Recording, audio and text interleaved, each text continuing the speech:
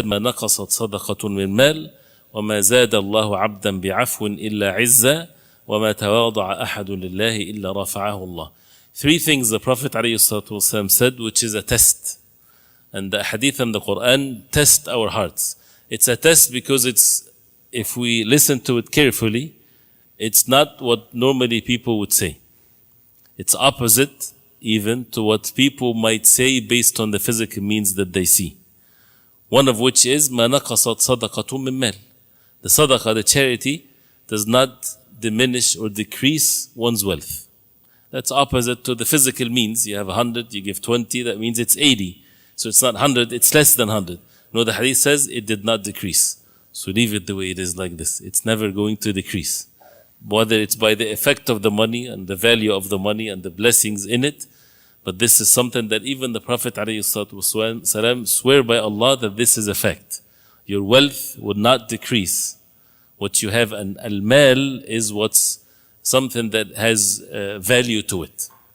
Right? So whatever wealth you have, it's not going to be decreased as a result of the sadaqah, the charity that you give for the sake of Allah. And the second thing is وَمَا زَادَ اللَّهُ عَبْدًا بِعَفْوٍ إِلَّا عِزَّةً. That if a person have afu, pardons, Allah subhanahu wa ta'ala would not increase that person with anything except izz, which is dignity and honor. Opposite to what people might think when they forgive, they think that they might be humiliated as a result of forgiveness. If you pardon someone that wronged you, not pardoning someone that did not do anything bad to you, no, someone did something bad to you. And you know that forgiving, it will bring something better, like especially when people are living together, husband, wife, things like this, even if they are divorced.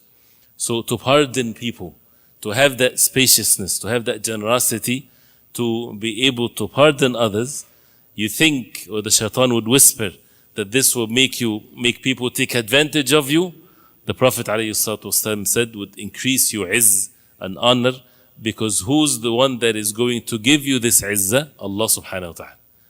وَمَا زَادَ اللَّهُ, Allah subhanahu wa ta'ala would not increase abdan, a slave of Allah, bi'afwin, that he pardon, except izzan. See how the statement is?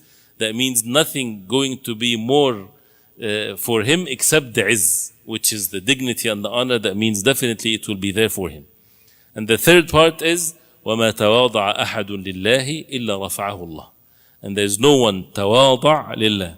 Tawada', that means he humbled himself. He put himself down to be in the level of people. He does not look at them from above. He's not arrogantly dealing with them, unless Allah subhanahu wa ta'ala رَفَعَهُ اللَّهُ. Allah subhanahu wa ta'ala will elevate his status, opposite to what also people might think.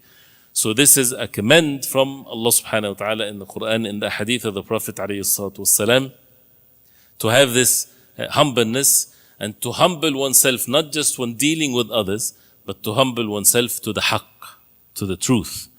So as it's also mentioned in the verses in Surah Luqman, that one of the ways of the disbelievers, that if they are called to follow what Allah subhanahu wa ta'ala brought down, وَإِذَا قِيلَ لَهُمُ اتَّبِعُوا مَا أَنزَلَ اللَّهُ, if it was said to them, follow what Allah subhanahu wa ta'ala brought down, they would say, قَالُوا بَلْ نَتَّبِعُ مَا وَجَدْنَا عَلَيْهِ أَبَأَنَا. They would say, no, we would rather follow what our fathers and forefathers were upon. This is arrogance. A person might be the most humble in dealing with people, very humble with dealing with people, very nice. But he is the most arrogant because the haqq, the truth, when it's presented to him and he knows that this is the haqq, then he turns away from it and he would choose to follow falsehood. He's not mutawada', he's not humbled. So he is arrogant because he rejected the haqq, the truth. So to have the tawadu' when it comes to the haqq, to the truth, and to have the tawadu' while dealing with others, as you see always in these matters, there's the rights of Allah and the rights of the human beings, and it's all acts of obedience and worship to Allah subhanahu wa ta'ala. So we ask Allah subhanahu wa ta'ala to make us among those who listen and follow the truth. May Allah subhanahu wa ta'ala bless our gatherings with the deen of Allah subhanahu wa ta'ala and humbleness. Wa sallallahu wa sallam wa baraka ala Muhammad wa sahbihi wa sallam. Jazakumullah khair.